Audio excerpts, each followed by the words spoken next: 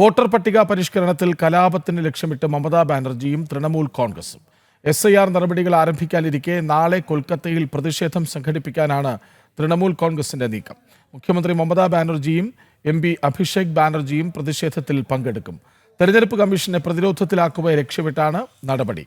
വിവരങ്ങളുമായി ശ്രീകാന്ത് ഒപ്പം ചേരുന്നു. ശ്രീകാന്ത്, നമ്മളിത് പ്രതീക്ഷിച്ചതാണ്. കാരണം ഏറ്റവും കൂടുതൽ വോട്ടുകൾ പാടില്ലാത്ത വഴി കടന്നു വരുന്നത് ബംഗാളിലാണ് എന്ന് പലവട്ടം നമ്മൾ പറഞ്ഞതുമാണ്.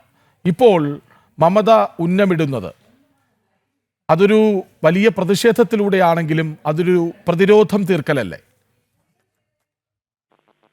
പ്രസാദ്, ബംഗാളിൽ കേന്ദ്ര സർക്കാരും തെരഞ്ഞെടുപ്പ് കമ്മീഷനും വലിയ പ്രതിഷേധം പ്രതീക്ഷിച്ച് തന്നെയാണ് ഈ SIR-മായി മുന്നോട്ട് പോകുന്നത്. കാരണം നേരത്തെ ഈ SIR ബീഹാറിൽ പ്രഖ്യാപിച്ചപ്പോൾ തന്നെ മമതാ ബാനർജി വെല്ലുവിളിച്ചിരുന്നു. അതായത് ഇത് ബംഗാളിലേക്ക് കൊണ്ടുവരാൻ ധൈര്യമുണ്ടെങ്കിൽ കൊണ്ടുവരൂ, ബംഗാളിലെ തെരുവുകൾ കത്തുന്നത് കാണാം എന്നാണ് അന്ന് മമതാ ബാനർജി പറഞ്ഞത്. ഒരു കലാപത്തിന് തങ്ങൾ ഒരുക്കമാണ് എന്ന സന്ദേശമാണ് അന്ന് മമതാ ബാനർജി നൽകിയത്. അതിനെ ശരിവെക്കുന്ന തരത്തിൽ ഇപ്പോഴിതാ മമതാ ബാനർജിയും മരുമകൻ അഭിഷേക് ബാനർജിയും തെരുവിലേക്ക് ഇറങ്ങുന്നു. SIR-നെതിരെ SIR ബംഗാളിൽ നടപ്പാക്കാൻ അനുവദിക്കില്ല എന്നുള്ളതാണ് അവരുടെ ഒരു അഭിപ്രായമായി വന്നിട്ടുള്ളത്.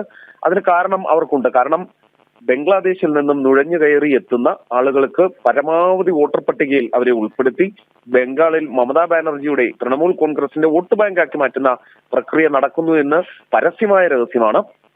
അപ്പോൾ സ്വാഭാവികമായും എതിർപ്പുണ്ടാകും. പക്ഷേ എന്ത് വില കൊടുത്തും തെരഞ്ഞെടുപ്പ് കമ്മീഷൻ പറയുന്നത് SIR-മായി ബംഗാളിൽ മുന്നോട്ട് പോകും എന്നുള്ളതാണ്. അതിൽ പിന്നോക്കമില്ല. ശരി, വോട്ടർ പട്ടിക പരിഷ്കരണത്തിൽ കലാപത്തിന് ലക്ഷ്യമിടുന്നു മമതാ ബാനർജിയും തൃണമൂൽ കോൺഗ്രസും. നാളെ കൊൽക്കത്തയിൽ പ്രതിഷേധം സംഘടിപ്പിക്കാൻ നീക്കം. വിവരങ്ങൾ നൽകുകയായിരുന്നു ശ്രീകാന്ത്.